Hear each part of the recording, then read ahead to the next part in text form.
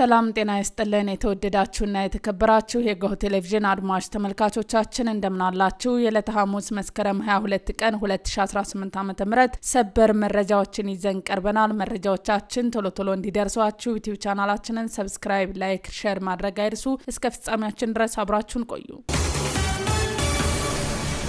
በቅድሚያ ብፁዕ ወቅዱስ አቡነ ማትያስ ቀዳማዊ ፓትርያርክ ርዕሰ ሊቃነ ጳጳስ ዘኢትዮጵያ ሊቀ ጳጳስ ዘአክሱም ወዕጨጌ ዘመንበረ ተክለ ሃይማኖት በምንጃር ወረዳ በአረርቲ ከተማ በደብረገነት ቅድስት ማርያም ቤተክርስቲያን በተከሰተውና ከ30 በላይ ለሚሆኑ ምእመናን ህልፈት ምክንያት በሆነው አደጋ የተሰማቸውን ጥልቅ ሐዘን ገልጸዋል። ቅዱስነታቸው በአደጋው በሞተ ስጋ ለተለዩ ወገኖቻችን ዕረፍተ ነፍስን በአደጋው የአካል ጉዳት ለደረሰባቸው ሁሉ ምህረትን ለመን ለተጎጂ ቤተሰቦችና ለመላው ምእመናን መጽናናትን ይስጥልን በማለት አባታዊ ሐዘን መልእክታቸውን አስተላልፈዋል። ህወሓት የፕሪቶሪያው ስምምነት አፈራራሚዎችን ከሰሰ።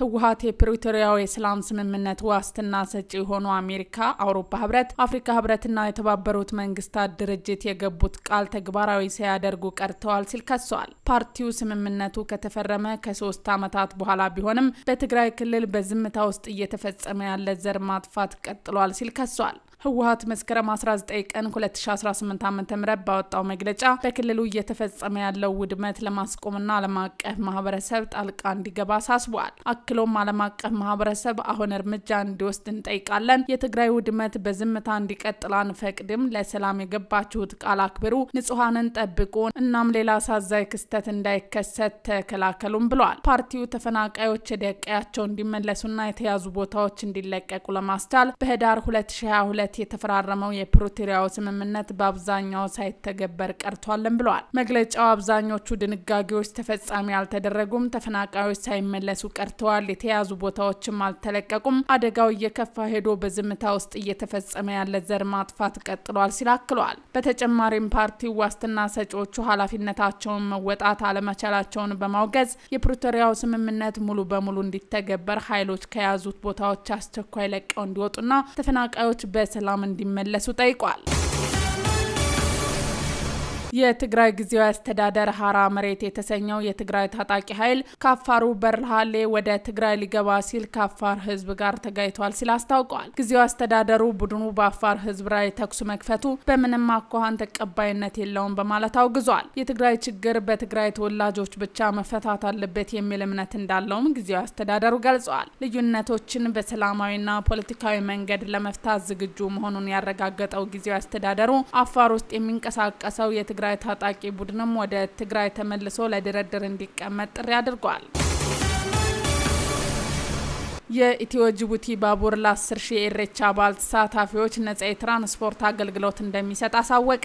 ለኢሬቻ ክብረ በዓል የኢትዮ ጅቡቲ ባቡር ነፃ አገልግሎት ለመስጠት መዘጋጀቱን የትራንስፖርትና ሎጂስቲክ ሚኒስቴር አስታውቋል። በመጪው አርብ ከሰዓት ጀምሮ ከለቡ ባቡር ጣቢያ በመነሳት አገልግሎት የሚሰጡ ባቡሮች መኖራቸው የተነገረ ሲሆን ለ10,000 ያህል ወገኖች ነፃ ትራንስፖርት አገልግሎት ይሰጣሉ ተብሏል። ሚኒስቴር መስሪያ ቤቱ ከአዲስ አበባ ከተማ አስተዳደርና ከክልሎች ጋር በጋራ አገልግሎት ለመስጠት ማቀዱንም ገልጿል። በዚህ በአስኮ፣ ቤካ፣ በሳር ቤትና በሌሎች አካባቢዎች የአዲስ አበባ ከተማ አስተዳደር ወደ ለቡ ባቡር ጣቢያ የሚደርሱ አውቶቡሶች እንደተዘጋጁም ገልጿል። በተለይም አርብ ከሰዓት 9 ሰዓት ተኩል ጀምሮ በአዲስ አበባ ከተማ ለሚከበረው የኢሬቻ በዓል አገልግሎት ሙሉ በሙሉ ይጀምራሉ ያሉ ሲሆን ከቅዳሜ ከሰዓት ጀምሮ ደግሞ በቢሾፍቱ ለሚከናወነው በዓል ጉዞ ባቡሮች ዝግጁ መሆናቸውን ተናግረዋል። አዳማን ከአዲስ አበባ የሚያገናኘው አሮጌው መንገድ ከኢሬቻ በዓል ጋር በተያያዘ ከመስከረም 20 እስከ 27 ለከባድ የጭነት ተሽከርካሪዎች መዘጋቱ ተሰማ። ሹፌሮች የፍጥነት መንገድን በአማራጭነት እንዲጠቀሙ እንደተናገራቸውም ገልጸዋል። ሆኖም ከተፈቀደው ክብደት በላይ ጭነው ከተገኙ ከ30,000 እስከ 50,000 ብር እንደሚቀጡም አስረድተዋል። አሮጌው መንገድ ለተሽከርካሪዎች የጭነት ክብደት ገደብ የለውም ተብሏል። ኢትዮጵያ የውጭ ባንኮች በባንክ ዘርፍ እንዲሰማሩ በፈቀደች ማግስት በርካታ የውጭ ባንኮች ከአፍሪካ ለቀው ይወጡ ወይንም ኢንቨስትመንታቸውን በከፍተኛ ደረጃ እየቀነሰ እንደሆነ የዓለም ሀገራት ዕዳ የመክፈል አቅም የሚለካው ዓለም አቀፍ ሙዲስ ኩባንያ ሰሞኑን ባወጣው አንድ ጥናት ገልጿል። ለውጭ ባንኮች መውጣት ጥናቱ ከጠቀሳቸው ምክንያቶች መካከል የትርፍ መቀነስ፣ የኢንቨስትመንት ወጪ መናር፣ የሞባይልና የዲጂታል ገንዘብ መገበያያ ዘዴዎች መበራከት፣ የበርካታ ሀገራት የገንዘብ ዋጋ መቀነስና የፖለቲካ ለመረጋጋት ይገኙበታልም ተብሏል። ከአውሮፓውያኑ 2019 ጀምሮ በትንሹ 7 ትላልቅ የውጭ ባንኮች ከአፍሪካ ጠቅልለው ለመውጣት ኢንቨስትመንታቸውን መቀነስ እንደሚጀምሩ ጥናቱ አመላክቷል። ከአፍሪካ ከወጡት መካከል የብሪታንያዎቹ ስታንዳርድ ቻርተርድ ባንክና በርክሌ ይገኙበታል። ፕሬዚደንት ትራምፕ አሜሪካ እንደ ሶማሊያና ኬንያ ያሉ ሀገራት ጸጥታ የማስጠበቅ ግዴታ የለባትም ሲሉ ትናንት ለከፍተኛ ወታደራዊ አዛዦች ተናግረዋል። ትራምፕ አሁን የአሜሪካ ጦር ኃይል ወደ አሜሪካ የውስጥ ጠላቶች የሚመለስበት ጊዜ ነውም ብለዋል። ኬንያና አሜሪካ ለዓመታት የዘለቀ ወታደራዊ ትብብር ያላት ሲሆን አሜሪካ ኬንያ ውስጥ ጦር ሰፈር አላት። የፕሬዚደንት ትራምፕ ባለስልጣናት ለሶማሊያ ጦር ሰራዊት ስልጠና የሚሰጡ የአሜሪካ ወታደሮች የማስወጣት እቅድ እንደሌለውም ተናግረዋል ነበር። ትራምፕ በትሪሊዮን ዶላር በሚገመት ወጪ የሌሎች ሀገራትን ድንበር ከመጠበቅ ወጥቻለሁ፣ የአሜሪካ ድንበር የማስከበር ግዳጅ ይኖርባቸዋል በማለት ለጦር ኃይሎች ከፍተኛ አዛዦች ነግረዋል።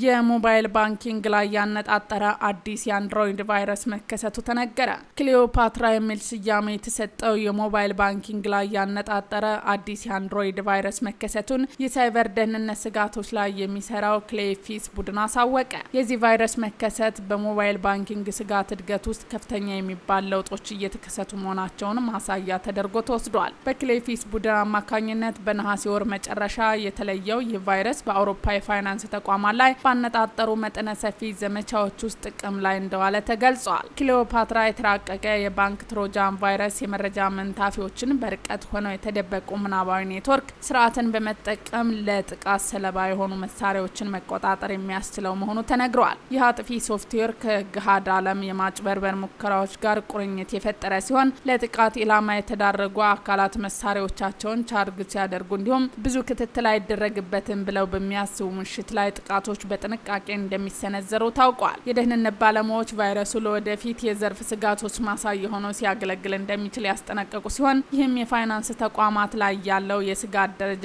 ከፍ እንደሚያደርገው ጠቁመዋል። የቫይረሱ መከሰት ለፋይናንሻል ተቋማትና ለጸረ ማጭበርበር ቡድኖች ከስታቲክ ትንታኔ በላይ የሆኑ ስራዎች እንደሚጠበቅባቸው ያሳየና በመጠቀሚያ መሳሪያዎች ላይ የሚከሰቱ የባህሪ ለውጦች ላይ ክትትል ማድረግ እንዲሁም የስጋት ማሳያ መፍትሄዎች መተግበር ወሳኝ መሆኑን ገልጸዋል። ውድ አድማጭ ተመልካቾቻችን የዛሬ ዜናዎቻችን እነዚህን ይመስሉ ነበር። አብራችሁን ስለነበራችሁ ከልብ እናመሰግናለን። በያላችሁበት መልካም ቆይታ